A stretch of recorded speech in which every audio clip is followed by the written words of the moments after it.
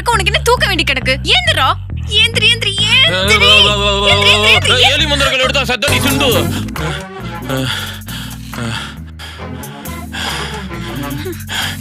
ஏண்டி காலங்காத்தால வந்து பேய் மாதிரி பயமுறுத்துற? இன்னும் இந்த வீட்டுல நான் இருக்கணும் இல்ல உங்க அம்மா இருக்கணும்? ரெண்டு பேருமே இந்த வீட்டுல இருக்கலாமே. நல்ல பெரிய வீடா தானே கட்டி வச்சிருக்கேன். இந்த மொக்க ஜோக்லாம் உங்க அம்மா சிவகாம கிட்ட சொல்லு.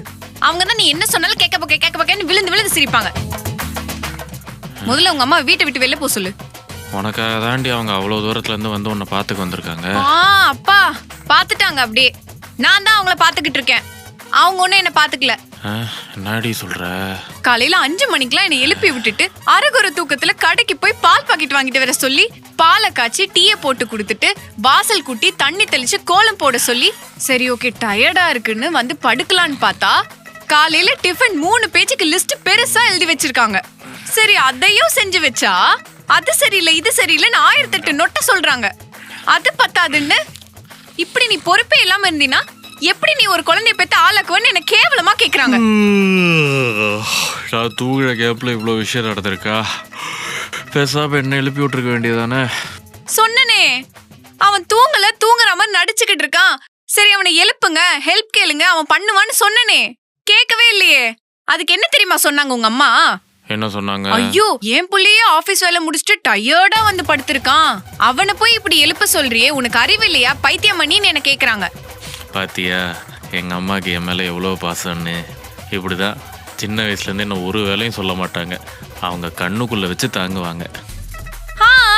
அப்படி கண்ணுக்குள்ளேயே வச்சு பாத்துக்க வேண்டியதானே. எதுக்கு கல்யாணம் பண்ணி வச்சாங்க? சீ, சரியான மாமியார் கொடுமையா இருக்கு. விடப்பா, வீட்டுல பொண்ணுங்களுக்கு சொத்து வராதும் மாமியாருக்கு மருமகளுக்கும் ஒத்து வராதும் சகஜம்தானப்பா. ஓ, அதுக்கு நீ உன் அத்தை மக குந்தாணி இருக்கால அவளை கல்யாணம் பண்ணிருக்கணும். அவதான் உங்க அம்மா என்ன சொன்னாலும் ஐயோ சரிங்க அத்தை, ஓகே அத்தை நான் செஞ்சிடுறேன்னு சீன் போடுவா. சரியா? MBA படிச்ச நான் என்ன செய்யணும் இதெல்லாம்? என் மாமங்காரன் எனக்கு பொண்ணு தரலன்னு தான் உன்னே நான் லவ் பண்ணி கல்யாணம் பண்ணிக்கிட்டேன். சரி இப்ப என்னதான் பண்ணணும்? அதெல்லாம் எனக்கு தெரியாது. உங்க அம்மாவை க்ளோஸ் பண்ணணும். என்னது?